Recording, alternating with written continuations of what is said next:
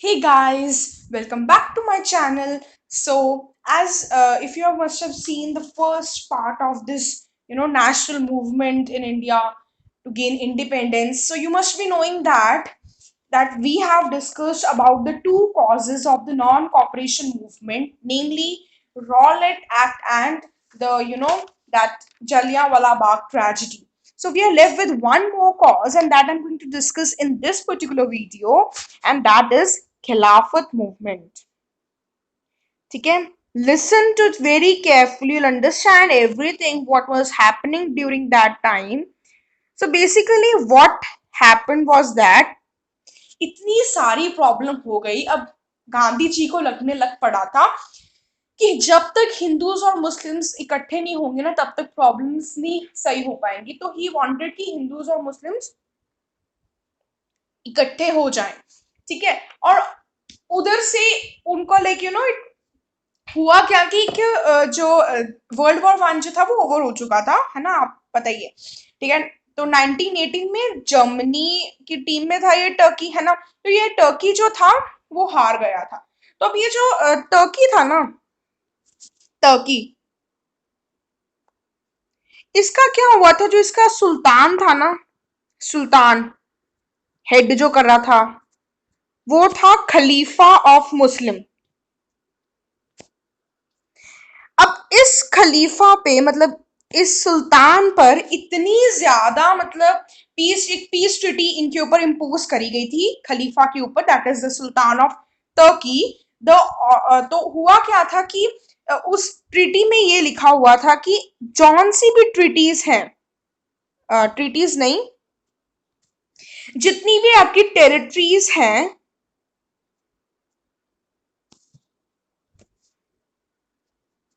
Territories जहां पे Turks नहीं रहते हैं, वो सारी की सारी टेरिटरीज विल हैव इट, वो आपकी अब नहीं रहेंगी, वो मुस्लिम्स की नहीं रहेंगी, वो अब खलीफा की नहीं रहेंगी।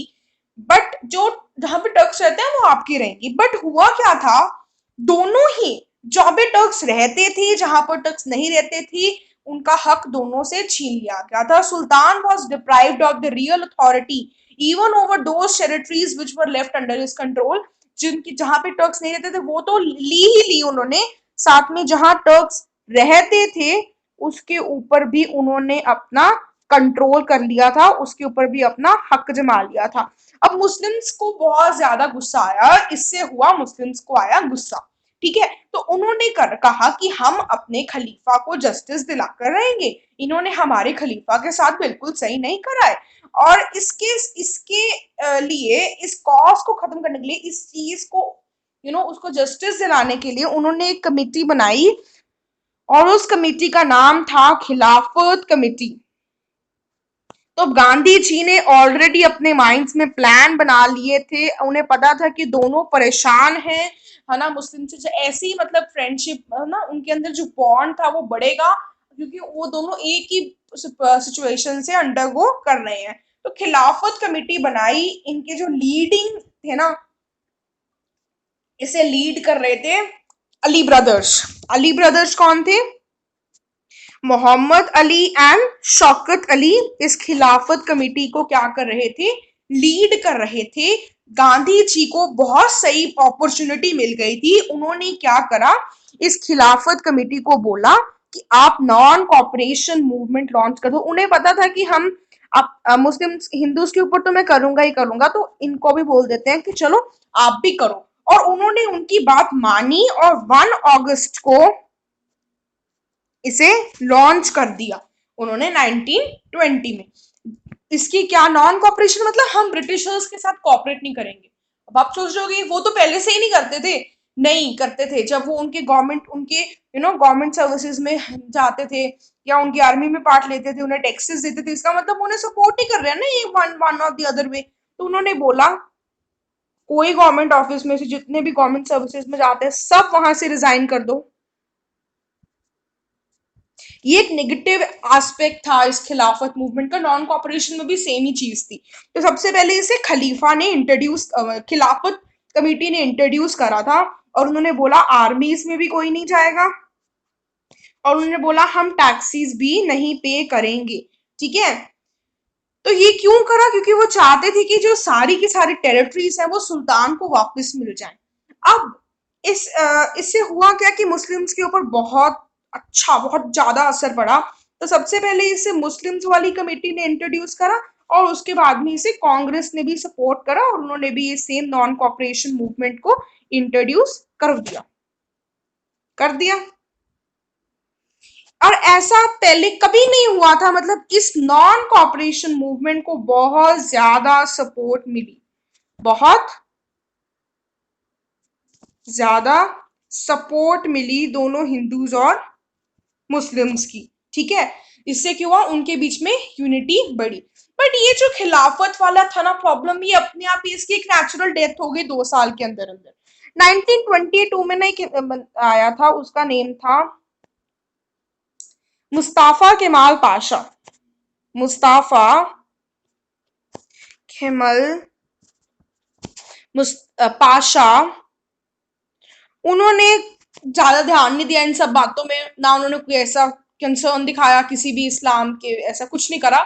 उन्होंने बस उन्हें ये बोला कि आप इनको एजुकेशन प्रोवाइड करो, इन्हें एग्रीकल्चर में इन्वॉल्व करो, इन सब लड़ाइयों से बाहर निकल जाओ, छोड़ो, एग्रीकल्चर में आओ और इंडस्ट्रीज में अपने आप को इन्वॉल्व करो। तो उन्होंने ऐसा बोला था, तो इसकी अपने आप ही नेचुरल डेथ हो गई। बिकॉज अगर किसी बड़े इंसान का, जो लीडर का एम होता है ना, वही जो कॉमन पीपल का वही सेम एम बन जाता है। अब उन्होंने इन सब चीजों के ऊपर ध्यान दिया ही नहीं। अब जब लीडर ही नहीं सपोर्ट कर रहा है, इतना बड़ा इंसान ही नहीं सपोर्ट कर रहा है, तो फिर लोग अकेले भी तो कुछ नहीं कर सकते ना। So what happened was that कि इस ये जो खिलाफत मूवमेंट की, इसकी एक नेचुरल डेथ हो गई थी। अपने आप ही खिलाफत मूवमेंट खत्म हो गई थी, किसके आने पर? मुस्ताफा केमाल पाशा। बिकॉज उन्होंने इन सब लड़ाइयों पे ध्यान नहीं दिया और बोला कि इन्हें एजुकेशन दो, एग्रीकल्चर में इन्वॉल्व, फिर इंडस्ट्रीज में। Because they were totally against western education, but वो चाहते थे कि इन्हें एजुकेशन मिले। ठीक है, बट इसका फायदा भी बहुत हुआ कि हिंदू और मुस्लिम के बीच में जो यूनिटी थी वो बहुत ज्यादा बढ़ गई थी। अब 1920 में जो खिलाफत मूवमेंट, तब उसका नाम नॉन कॉपरेशन मूवमेंट को तब नाम दिया गया था खिलाफत मूवमेंट, बिकॉज वो खिलाफत कमेटी ने इंट्रोड्यूस करी गई थी। But it was same as non cooperation movement, more or less same as non cooperation movement. ठीक है, वो भी जिस बंदे ने उसे इंट्रोड्यूस करा था वो गांधी जी से कम नहीं था। अब और एक ही महीने के बाद, दैट इज इन 4 सितंबर 1920, ये इंट्रोड्यूस हो गई थी, इंट्रोड्यूस हुई थी, अभी एग्जीक्यूट नहीं हुई थी, ये इंट्रोड्यूस हुई थी। तो उन्होंने बोला कि आप ब्रिटिशर्स को बिल्कुल भी कोऑपरेट नहीं करोगे।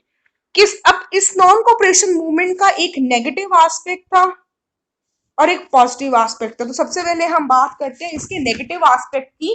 अब नेगेटिव एस्पेक्ट में क्या हुआ, वही जो सब चीजें खिलाफत मूवमेंट में थी, because they were more or less same हुई, कि आप लोगों ने गवर्नमेंट स्कूल में जो बच्चे जा रहे हैं उनको वहां नहीं जाना है। ठीक है, वहां नहीं जाने देना है गवर्नमेंट स्कूल्स में, बिकॉज वो ब्रिटिशर्स थी ना उस टाइम की गवर्नमेंट। आर्मी में अपने आप को इन्वॉल्व नहीं करना है, ब्रिटिशर्स का कोई भी गुड नहीं लेना, नो गुड्स ऑफ ब्रिटिशर। ठीक है, जो आपने इनको बहलाने फुसलाने के लिए आपको टाइटल्स दिया, उन सबको बॉयकॉट कर देना। ये तो हो गया नेगेटिव साइड।